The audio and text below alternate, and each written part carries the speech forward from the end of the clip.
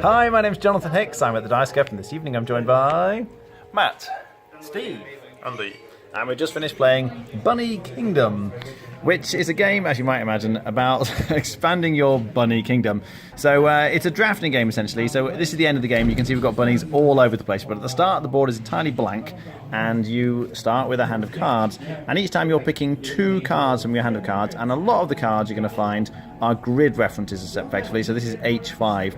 So as I say, it'll be blank at the start, and you sort of find, 8 is here, and where it meets 5 at the top, and you find the matching space, and then you could place your bunny on there. So you can see I've placed my bunny on here.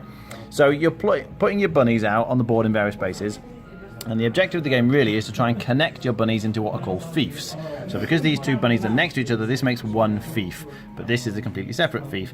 And you can see I've tried to get, like as yellow, a rather large fief in the middle, because what you want is fiefs with towers in. Now there are a bunch of starting towers all over the board, but some of the cards you can pick, here we go, one of these. This 2 here means you can take a tower from the supply with 2 spires. It's the number of spires that really count here, and then you can sort of plonk it on the board in one of your territories. So for example, I could put it under here, and this is partly how you're going to score points. The other important thing you need to pay attention to is the resources. So a lot of spaces like this have resources on, so this is a carrot, and you can see the forest spaces have got wood on, for example, and the water has fish. But you can also get cards that will add extra resources. Here we go. So this adds a kind of sapphire thing. And you take a matching sort of resource thing here, and you can see people have been adding them on. There you go, I've placed mine over here. So that adds a resource. You go through 4 rounds of drafting, essentially, where you're picking cards and placing your bunnies and getting your resources out and towers out and things. And then at the end of each round, you're scoring points. And the way the scoring points works, which is very important, is you take, for a particular fief, you count the number of spires. So you can see I've got quite a lot here at the end of the game. So that'll be 1, 2, 3, 4, 5, 6, 7, 8, 9, 10 for this one here, and multiply by the number of different resources. So I've got fish and carrots, and I've got wood, and I've got the diamonds. So that'd be 4 resources, 10 towers. So 4 times 10, I'd get 40 points for that fief. But you're scoring 4 times throughout the game. So you've got to sort of decide when do you want to put the towers down in order to score the points. And the risk, obviously, is that you might be trying to connect it up, but someone else might go in a spot and sort of break up your resource. Because once somebody's taken a spot, there's no way of kicking them out. They are sort of fixed there for the rest of the game. There's a few other kinds of cards that affect it. So there's some endgame scoring cards. You can see this one gives you a victory point for every fish I've managed to get on at the end of the game. And there's a few other cards that you can actually place a rabbit down without having the right grid reference, but then it is possible for someone else to kick you out. So there's a little bit of take that, but mostly you're just kind of doing your own thing, trying to get your resources, scoring as many points as you can. Most points wins. What do we think? I like it. It's quite light, but there is like a strategy to it. You want to try to get endgame scoring that synergizes with itself. So there's a few different ones that give you point for fish, for example. So if you're getting a lot of fish, you want to get all of those points cards, which is difficult because someone else might take them. So there's a lot of look to it, but it's an enjoyable, fairly quick, light game. I like it. See? Yeah, I agree with Matt. I think you've got to balance it between kind of getting the territories out there, because if you've got nothing out there, you're not going to score any points. But you also need spires, and you also need resources, and you also need the endgame scoring cards that you need to get, and you also need to stop other people. If you can see that someone scored 10 points in the first round and no one else scored much, well, if they can extend that fief they've got, they're going to get even more next time. And if you're not kind of blocking it, or they've got 2 big fiefs that are going to join together, they're just going to run away with it a bit. I do like the fact that it seems to be balanced, that there's enough different things you can go for in terms of the resources or the scoring or whatever.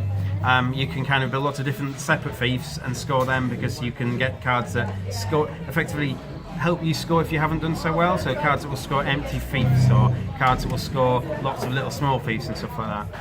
I also think the theme adds to the game in terms of you could put anything on this. You could have done knights and cities and stuff like that. But the fact that they're just little bunnies, and it's called Bunny Kingdom, it doesn't actually matter at all, apart from the artwork and the kind of the overall feeling of the game. But the game, it kind of adds to the fact that it is, like Matt says, a light drafting game. Andy? Yeah, I agree with basically what these 2 have just said. It's quite a nice game. It's quite sort of quite light. has a decent amount of sort of like strategy to it. I think I'd like to play it a few more times. The sort of I tried to go for a strategy of, because one of the early cards I got was have 10 thieves, get 12 points. And not having played it before, I was thinking, I don't know what scoring's like in this. Let's go for that, and sort of spread out massively. And so I didn't score much in the early rounds, and I think massively bit of detrimental for endgame scoring. But it's still a good game. Still enjoy playing it. There's quite a lot of variety of what you can do. I think you need one big thief and loads of little small ones if you're probably going for that strategy. But yeah, I like it. Rating? I'd probably give it about 7.5 out of 10. Okay. Yeah, one more thing I'd say. My preference is for this with 3 players, because with 3 players you get 12 cards instead of 10, and when you pass them around you will see each pack of cards twice. So with 4 players it feels like in certain drafting games you kind of have a feeling of what might come back to you, and that's where some of the skill lies. You think, H8, I really want H8, but no one else is going to want to take H8 because it's not good for them, so it's going to come back to you. But the only pack you see coming back to you in a 4-player game is your first pack.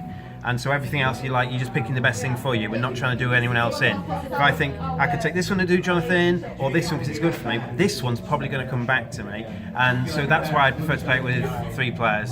However, either 3 or 4 players, I'm going to rate it 7.5. Okay. Matt? Yep, I was also thinking 7.5, and yeah, like Steve says, it is best with 3 players. Okay. Yeah, they've summarised it very well, and I agree with Steve. It's better, well, it's more strategic with fewer players. It's a great family weight game, though. I played this with my parents, I played this with my son, and it went down very well. It takes a bit of getting used to that first game. There is a little bit of a learning curve, so you work out quite how the scoring works. We had a few rounds, particularly with my parents, who were like, how does the scoring work again? But once you get the hang of it, it's fine. And it is nice because you can play it with gamers as well as non-gamers, and there's enough strategy to introduce the gamers, but it's light enough for everyone else, really. I think it's a very good design. I'd also be on a 7.5 out of 10. Alright, thanks for watching. That was Bunny Kingdom.